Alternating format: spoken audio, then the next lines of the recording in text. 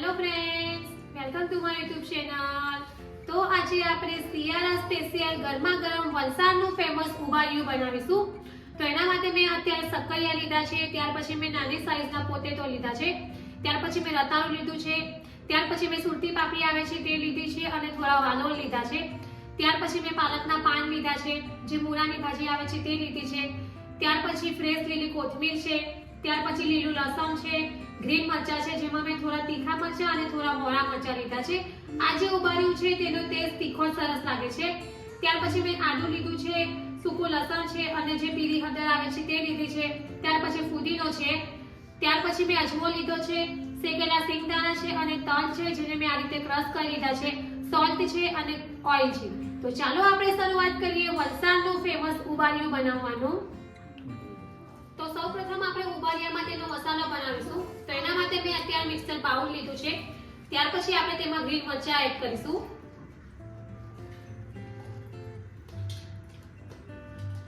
ત્યાર પછી આ જે પીળી હળદર છે એ આપણે એડ કરીશું, ત્યાર પછી સૂકા લસણની કળી છે એ આપણે એડ કરીશું, ત્યાર પછી આપણે આદુ એડ કરીશું,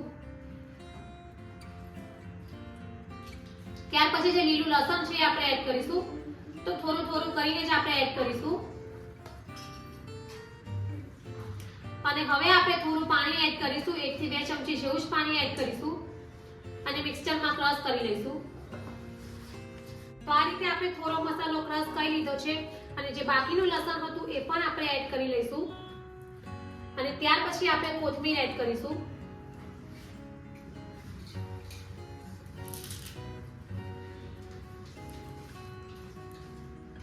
અને હવે આપણે પાછું થોડું પાણી એડ કરીશું અને મિક્સચરમાં ક્રશ કરી લઈશું. તો આ રીતે આપણો જે ઉંબાડિયા માટેનો મસાલો છે તે બનીને રેડી થઈ ગયો છે. તો હવે આપણે એને એક બાઉલમાં બહાર કાઢી લઈશું. ત્યાર પછી હવે આપણે જે આ ઉંબાડિયા માટેનો મસાલો બનાવ્યો છે એમાંથી થોડો મસાલો આ રીતે ડીશમાં બહાર લઈ લઈશું. તો લગભગ 2 થી 3 ચમચી જેવો મસાલો બહાર લઈશું અને બાકીનો મસાલો સાઈડમાં લઈશું. ત્યાર પછી આપણે જે આ શેકેલા સિંગદાણા અને તલનો ભૂકો બનાવ્યો છે એ એડ કરીશું અને આ રીતે આપણે મિક્સ કરી લઈશું.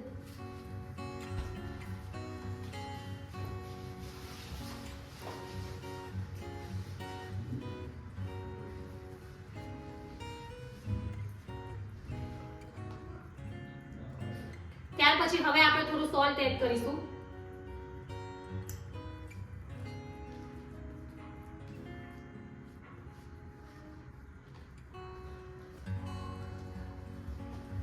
અને આપણે થોડું ઓઇલ એડ કરીશું.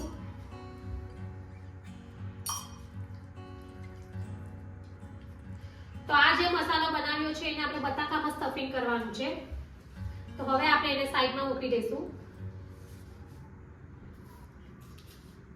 ત્યાર પછી હવે આપણે જે પોટેટો છે એને લઈશું અને આપણે આ રીતે વચ્ચેથી કટ કરી લઈશું. તો આપણે આ રીતે એક જ ભાગ કરીશું.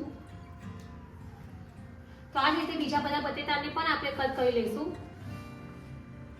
અને હવે આપણે જે મસાલો બનાવ્યો છે એને આપણે બટેટામાં સ્ટફ કરી લઈશું. તો આ જે સિંગદાણા વાળો મસાલો બનાવ્યો હતો એ જ આપણે સ્ટફ કરીશું.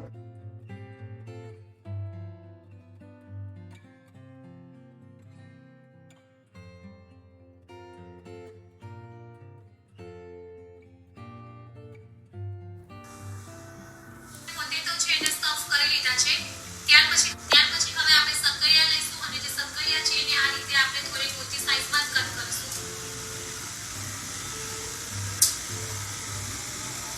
તો આ રીતે આપણે શક્કરિયાને કટ કરી લઈશું.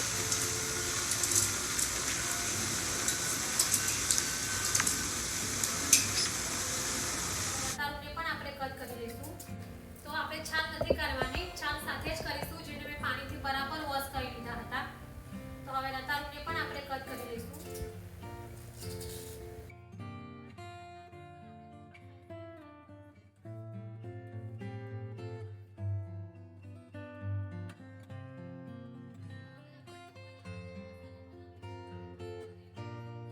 મીઠું એડ કરીશું અને મિક્સ કરી દઈશું.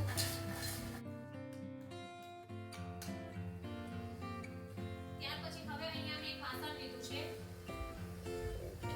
જેમાં આપણે જે સુરતી પાપડી છે એ એડ કરીશું અને ત્યાર પછી આપણે થોડા વાલોર એડ કરીશું.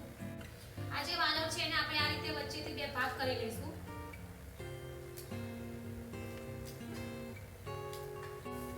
તો ત્યાર પછી હવે આપણે પાપડીમાં થોડું સ્લાઇડ જેવું જ મીઠું એડ કરીશું અને મિક્સ કરી લઈશું.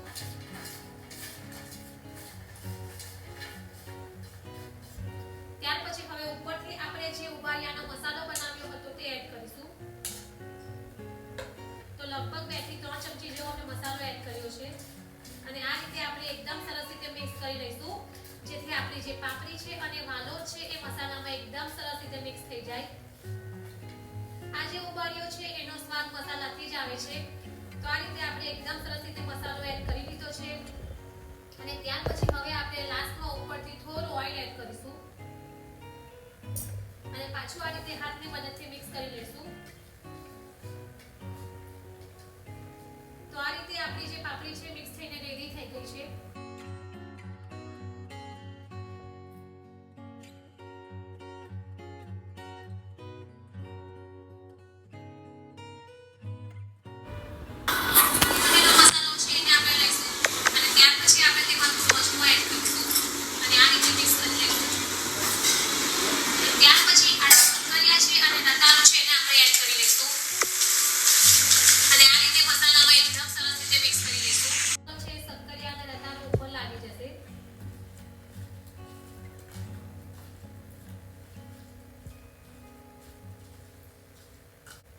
અને ઉપરથી આપણે થોડું ઓઇલ એડ કરીશું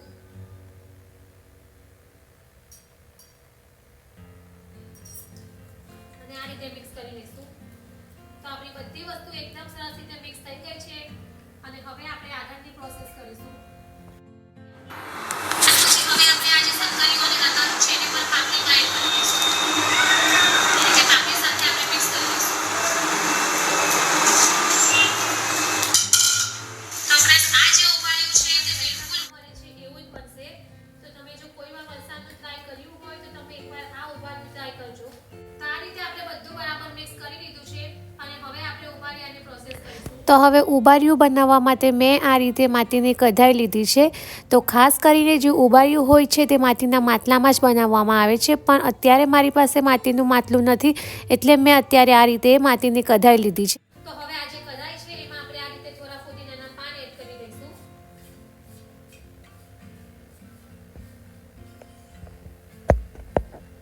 ત્યાર પછી જે ભાજી છે એ આપણે એડ કરીશું.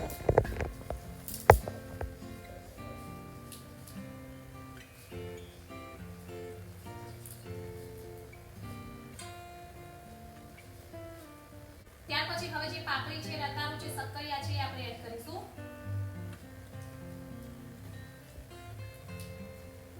ત્યાર પછી આ જે પોટેટો છે એ આપણે એડ કરી દઈશું. ત્યાર પછી પાછું આપણે ઉપરથી આ જે પાપડી વાળું મિશ્રણ છે એડ કરીશું.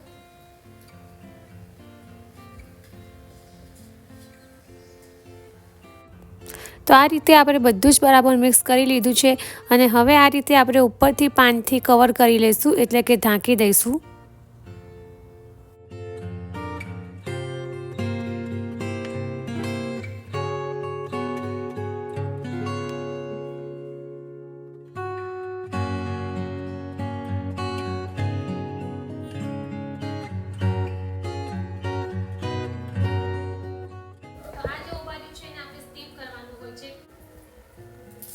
તો આ રીતે આપણે બધું બરાબર પેક કરી દીધું છે અને હવે આપણે ઉપરથી આ રીતે ઢાંકણ ઢાંકી દઈશું.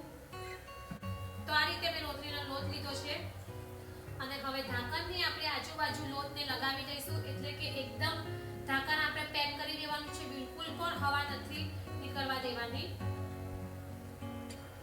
તો આ રીતે આપણે રોટલીના લોટથી ઢાંકણને એકદમ પેક કરી દઈશું. કારણ કે આ જે ઉભાર્યું છે આપણે એને સ્ટીમ કરીને બનાવવાનું છે તો બિલકુલ હવા ન નીકળવી જોઈએ એ રીતે આપણે ઢાંકણને પેક કરી દઈશું.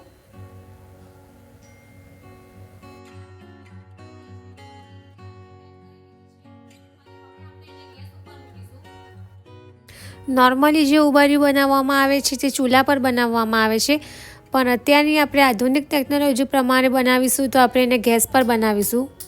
અને ગેસની ફ્લેમ આપણે મીડિયમ કરી દઈશું અને મીડિયમ ગેસ પર આપણે 5 થી 7 મિનિટ માટે એને સ્ટીમ કરી લઈશું. અને ત્યાર પછી આપણે ગેસની ફ્લેમ એકદમ સ્લો કરી દઈશું અને 45 મિનિટ માટે એને થવા દઈશું. તો લગભગ 45 મિનિટ જેવું થઈ ગયું છે અને હવે આપણે ગેસ બંધ કરી દઈશું અને હવે આપણે એને નીચે ઉતારી દઈશું. ત્યાર પછી હવે આપણે આ જે લોટ છે એને આ રીતે હાથની મદદથી બહાર કાઢી લઈશું.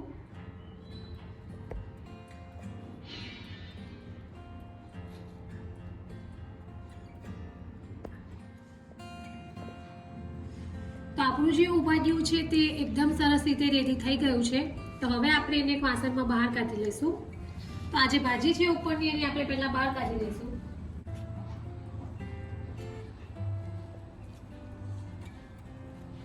ગરમા ગરમ ઉભાડિયું રેડી છે એને હવે આપણે એક વાસણમાં બહાર કાઢી લઈશું.